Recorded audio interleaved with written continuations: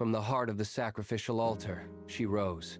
Draupadi was not born of a mother's womb, but forged in the searing heat of the holy yagna. Her eyes were fixed on a horizon only she could perceive, glowing with the intensity of the embers that birthed her. She was a harbinger of the coming storm, a celestial weapon wrapped in human form. As the flames licked the sky, the air grew heavy with the scent of destiny. "I am the daughter of fire." Her silence seemed to scream. She stepped into a world of mortals, carrying the heat of the pit within her soul, ready to ignite the history of Bharatavarsha. Years later, the arena buzzed with the tension of 1,000 kings. Arjuna stepped into the light, drew the heavy bow, and with a single piercing arrow, claimed his bride. The crowd roared in celebration, yet the joy was short-lived.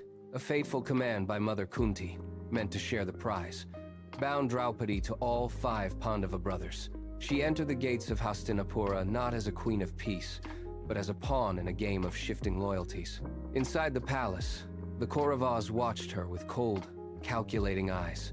Duryodhana paced the corridors, his hands white-knuckled upon his sword hilt, his resentment growing like a poison with every passing day. The dice game began in a hall thick with incense and malice. Shakuni's loaded dice rattled like the bones of the dead. Yudhishthira, blinded by a false sense of honor, placed his kingdom, his brothers, and finally himself on the board.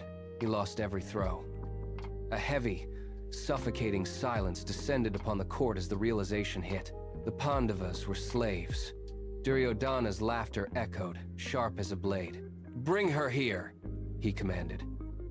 The elders sat with their heads bowed, their silence a deafening testament to their cowardice.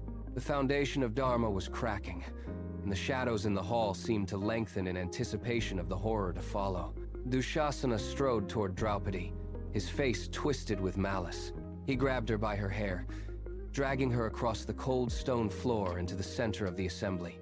She was alone amongst a sea of kings. Dushasana reached for the hem of her sari, his fingers clawing at the fabric to strip away her dignity. Draupadi stood tall, her gaze locking onto the faces of the men who watched in frozen apathy. In her moment of absolute despair, she let go. She raised her arms, palms open to the heavens, and cried out, "Krishna, protect me!" As Dushasana pulled with all his might, the fabric did not tear. It unspooled, layer after layer, a shimmering river of silk that filled the hall. He pulled until his arms ached, until he collapsed to his knees, breathless and defeated.